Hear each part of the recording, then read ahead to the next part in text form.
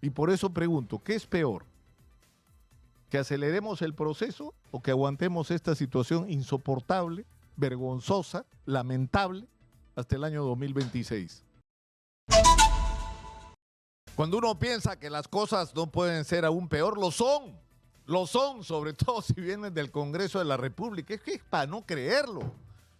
El día de ayer decíamos, después de la denuncia de la supuesta red de prostitución en el Congreso, no puede haber algo peor. Y ¡paf! Aparece la historia de que 7 congresistas se pagan un viajecito a Trujillo con el dinero de todos los peruanos para celebrar el cumpleaños del congresista Bazán, ¿no? Que le encanta celebrar su cumpleaños, cosa que está muy bien, pero no tiene ningún derecho, ni él ni los otros congresistas, a hacerlo con nuestra plata. Y encima, como presume la fiscalía, falseando información, como si estuvieran ese dinero se hubiera gastado en un viaje de representación cuando ni siquiera era semana de representación.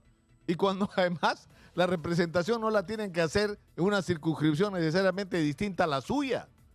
Es decir, cuando uno piensa, ya pues esto es el colmo, hoy día nos levantamos con la noticia de que el congresista José Gerí, de Somos Perú, que es un congresista que ha cumplido y cumple un rol relevante en el Congreso, que ha sido presidente de la Comisión de Presupuesto, que es secretario de la Comisión de Economía, que es miembro de la Comisión Permanente que actualmente está en ejercicio en reemplazo del Pleno, es acusado de violación. Y él, por supuesto, ha salido a decir que todo es mentira, pero ya su partido lo suspendió. Y la investigación, lo que ha arrojado hasta ahora, es primero, la violación ocurrió. Por lo que dice el examen del médico legista, que la chica que denuncia tiene evidencias de haber sido sometida a violencia. En segundo lugar, que la chica estaba en una reunión en la casa de campo que había alquilado, que es de propiedad, eso está por delimitarse, del congresista Gerí, y que fue en esa casa donde ocurrió la violación. La chica se despertó en la mañana, después de haber tomado pisco en exceso y de haber estado en un punto que había perdido la conciencia, si es que las investigaciones no determinan algo peor que eso aún, y se levantó en la mañana desnuda y lo que tenía era no solo las señales de violencia, molestias y dolor, sino el BBD, como se le llama, del congresista Gerí. Entonces, evidencias suficientes para abrir un proceso por violación las hay, al punto que ya la Fiscalía ha tomado cartas en el asunto. Y la pregunta que yo me hago es, ¿hasta dónde vamos a estirar esto?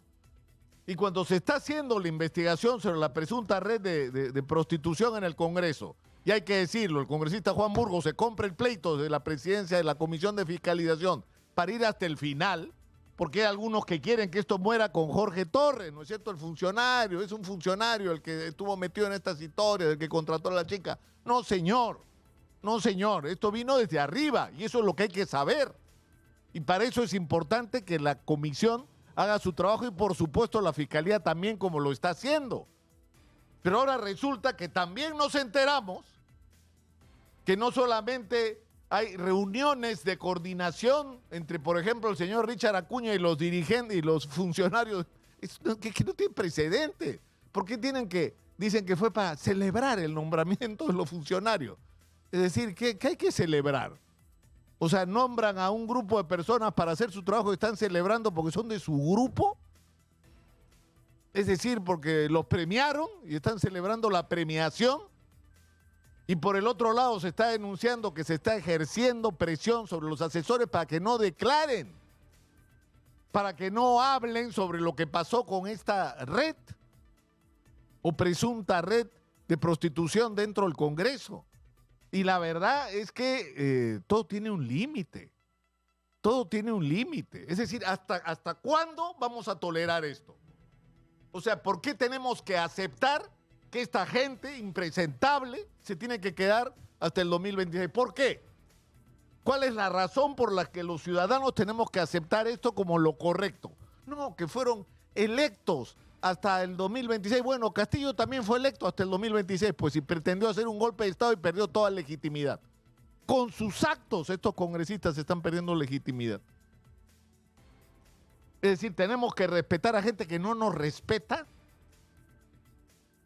que como hemos señalado ayer, y hay que repetir las cifras para que ustedes las anoten.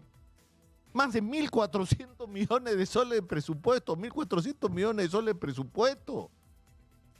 Es decir, invertimos cada año más de 10 millones y medio de soles por congresista. Cada congresista tiene en promedio 26 trabajadores a su servicio.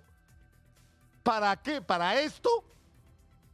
Porque ahora resulta que no solamente habían contrataciones irregulares de gente que no estaba calificada, la presunción de que había una red de prostitución, sino había fiestecitas. Fiestecitas con las chicas. ¿No? Es decir, ¿por qué tenemos que aceptar esto? O sea, ¿por qué tenemos que decir, sí, pues los elegimos, se tienen que quedar hasta el 2026? No, señor. No, señor. La democracia tiene que tener, es decir, estamos con nuestra pasividad permitiendo que se desacredite y se destruya y se socave lo que queda de democracia en el Perú, porque encima es un Congreso que, como ya hemos señalado, cambia media constitución, ¿no? Según sus gustos, quieren poner e instalar autoridades electorales que les permitan perpetuarse, ¿no es cierto?, donde están tratando de copar el Ministerio Público, de copar, si pudieran, el Poder Judicial, y ya avanzaron en copar el Tribunal Constitucional. ¿Para qué? Para protegerse de las investigaciones que los persiguen, y aprueban leyes para protegerse ellos y a sus jefes de las investigaciones que los persiguen. Es decir, están en una operación de control institucional para protegerse de sus actos ante la justicia, y nosotros vamos a seguir mirando cómo todo esto ocurre y no tener ninguna capacidad de reacción. Ninguna. O sea, ¿cuál es el límite para esto? Pregunto yo. ¿Qué falta para que ocurra? Y se aprueba una ley de presupuesto muy equilibrado. Dice que es muy equilibrado el presupuesto de la República, es un déficit brutal y no resuelve los problemas más elementales que tiene el país. Es decir, ni siquiera les angustia o les preocupa la tremenda crisis de inseguridad y el chorro de recursos que hay que meter ahí para tener a la policía y a todas las instituciones que tienen que ver con la lucha con la delincuencia en las condiciones adecuadas para enfrentar esta crisis de inseguridad. Porque vivimos una guerra y ellos no se han dado cuenta, porque viven en una burbuja, además rodeados de gente que los cuida, porque ellos son ciudadanos, ¿no?, de otra clase, VIP son ellos. Ellos viven en otra sociedad, ni las reglas del tránsito respetan mucho de ellos, porque viven en otro mundo. Y no se están ocupando, como hemos dicho, y es para no creer lo que está pasando, que tenemos una oportunidad que no podemos dejar pasar. Lo que está ocurriendo hoy en el Perú no se va a repetir.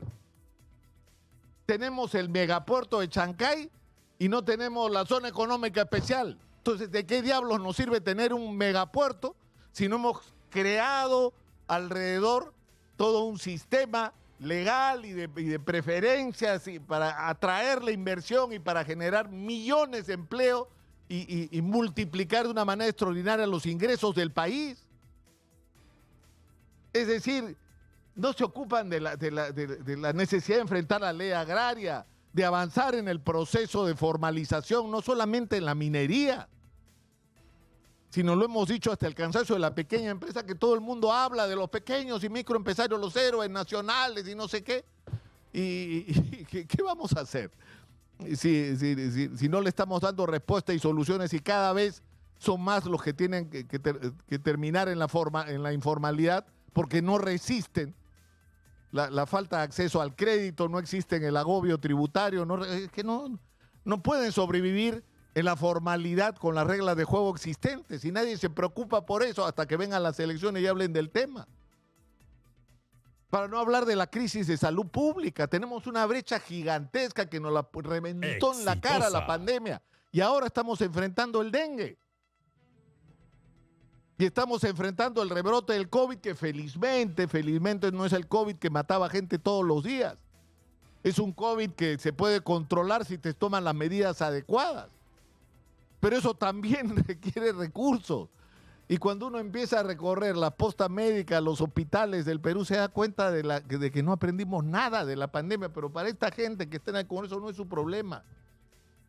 No es su problema hacer una legislación que permita resolver estos problemas de fondo del país, poner en la agenda los problemas nacionales.